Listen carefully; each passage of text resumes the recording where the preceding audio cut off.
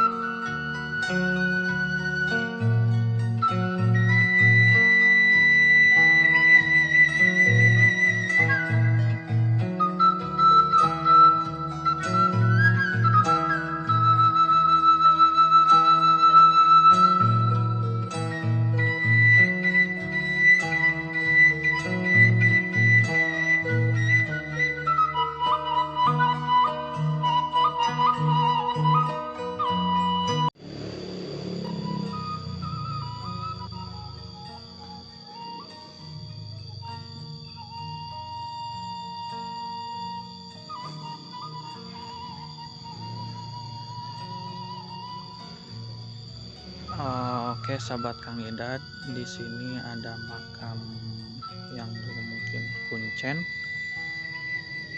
juru pelihara. Maksudnya kuncen itu di Astana Gede Kawali. Ini makam bercorak Islam, terlihat dari tunggul, kalau bahasa Sundanya itu seperti kubah masjid ya. Oke, sementara Kang Idat mau berdoa dulu di sini ya. Oke, yuk tetap ikuti.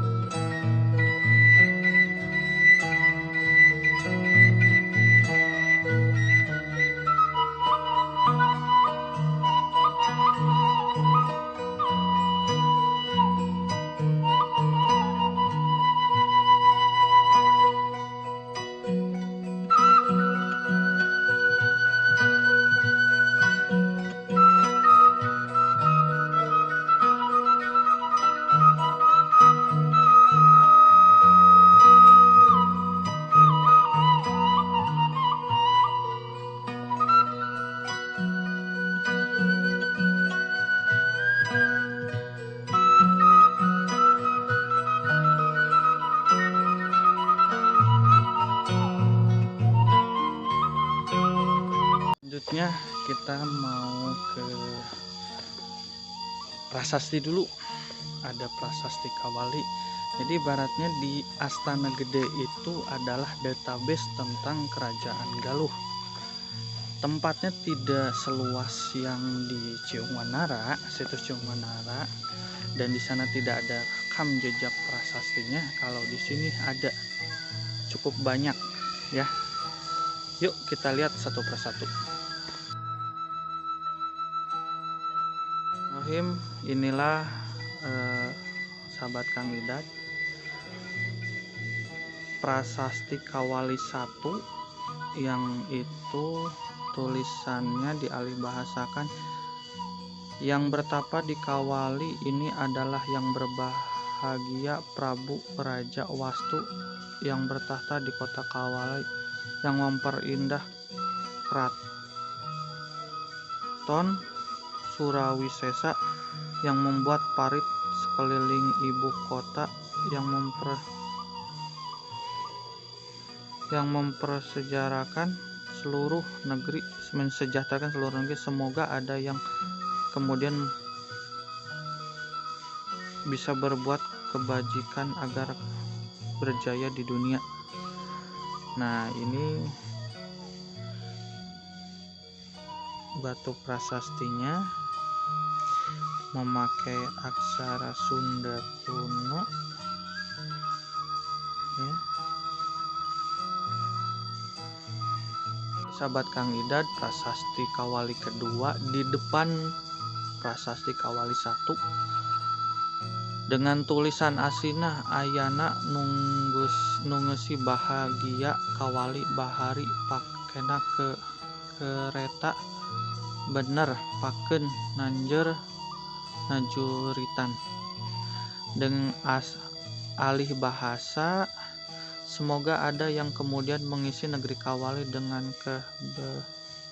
kebesaran sambil membisikkan diri berbuat kesejahteraan sejati agar tetap unggul dalam perang.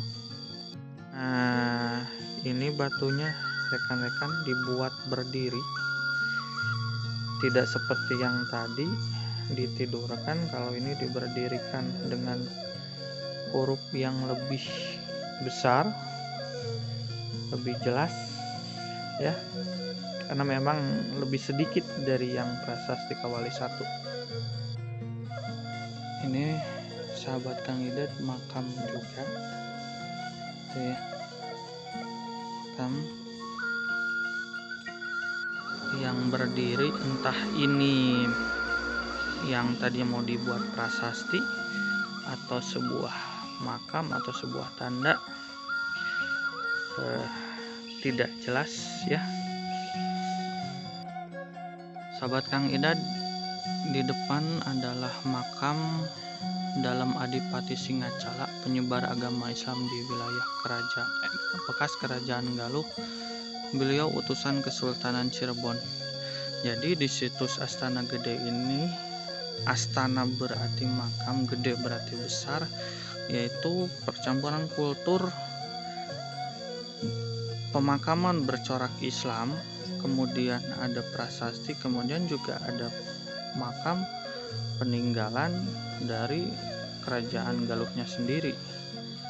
Nanti mungkin ada tempat Abu Jasad dari Prabu Linggabuana dan Putri Dyah Pitaloka yang terkenal di kisah Ubat.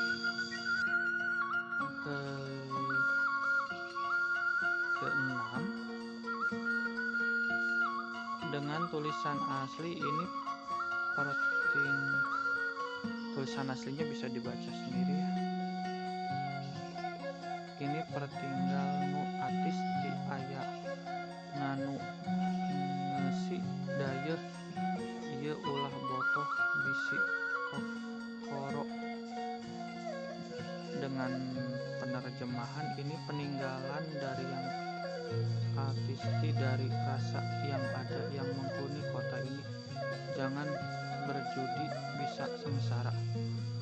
Prasasti ini ditemukan dan dievakuasi pada tanggal 3 Oktober 1995. Ini batunya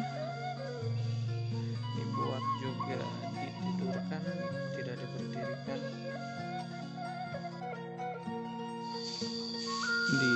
Sekarang sudah sampai di prasasti 5, batu tapak kolintar anana anggana menyendiri Hasan Jafar. Terdapat 45 kotak beserta puluhan titik-titik lubang. Mungkin ini mau dibuat prasasti namun tidak jadi. Telapak kaki dan tangan milik Prabu Nisikala Wastu Kancana. Nah, ini batunya.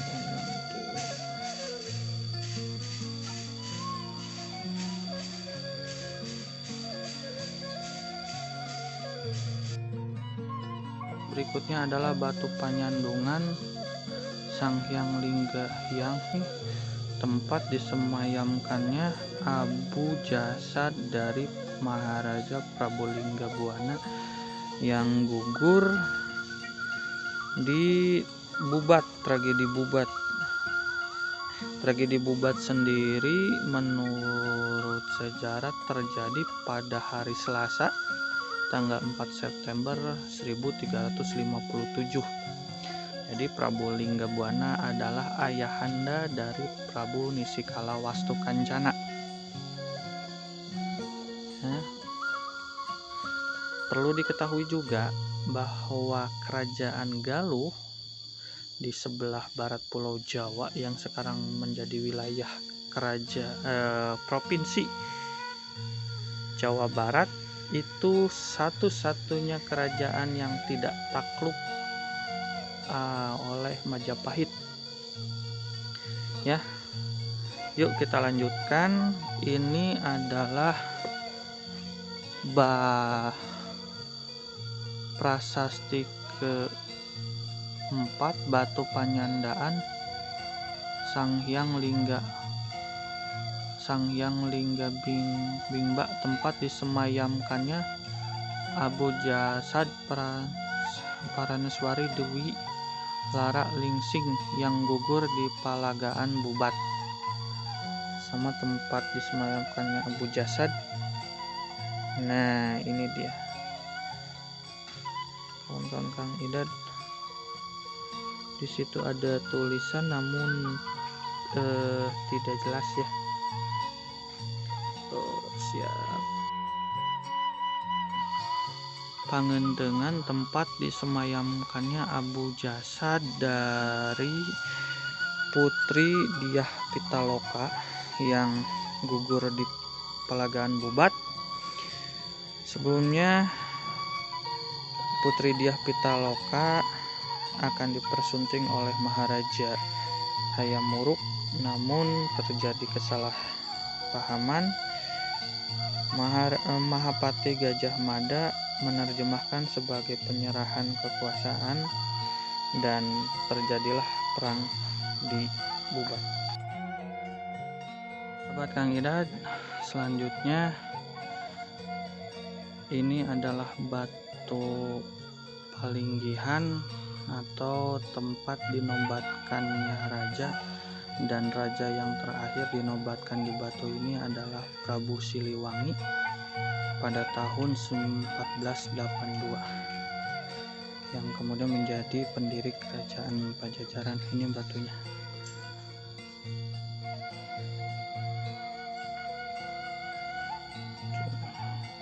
Oke, yuk kita lanjut. Ada makam, nanti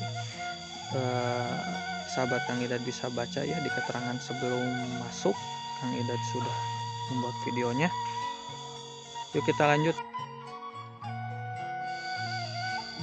Situs berikutnya itu makam Pangeran Usman, penyebar agama Islam di wilayah bekas Kerajaan Galuh di Kawali. Ini utusan sama seperti tadi sebelumnya, utusan Kesultanan Cirebon. Makamnya panjang,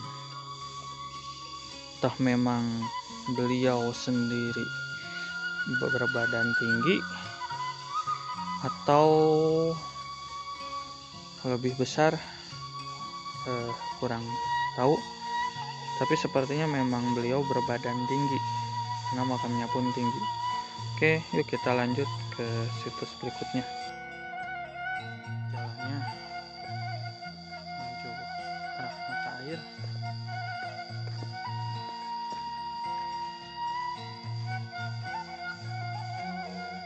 Ada yang sedang membersihkan jalan, sahabat kandidat.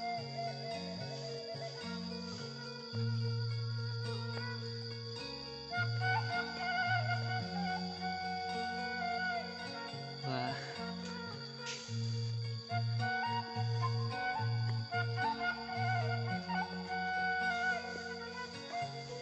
sekarang ada batu untuk berjalan, tidak licin ya kalau hujan. bekas hujan nih, biasanya licin tanahnya, sekarang dibuat batu. Nah, ini adalah alun-alun Surawisesa.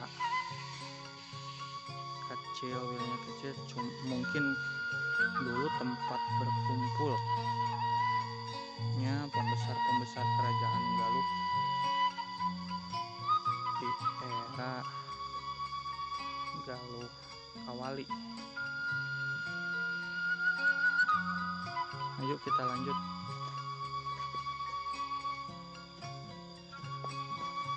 Sekarang kita akan menuju tempat mata air Cikawali yang menurut cerita masyarakat tempat mandinya Putri Diah Pitaloka. Oke, yuk.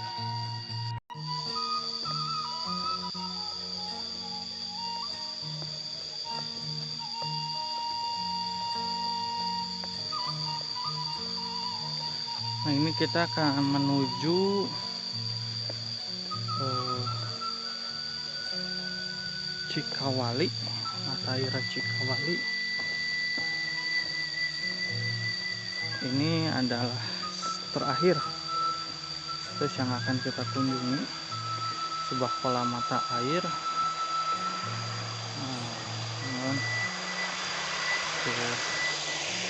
Sudah di sebelah. Nah,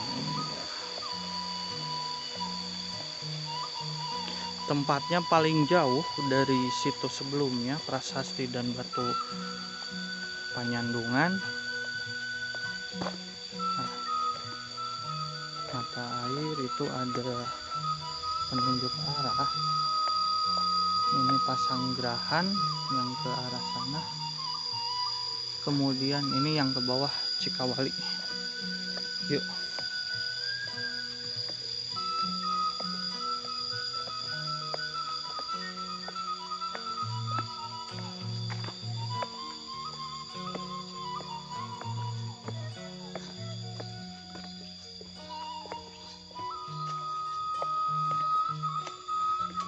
Tempatnya sunyi.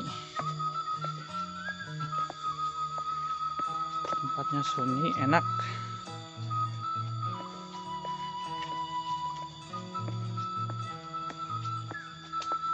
Nah, di sini ada tempat duduk yang disediakan. Tapi hati-hati, kemungkinan sudah lapuk ya. Nah, ini kita turun ke bawah.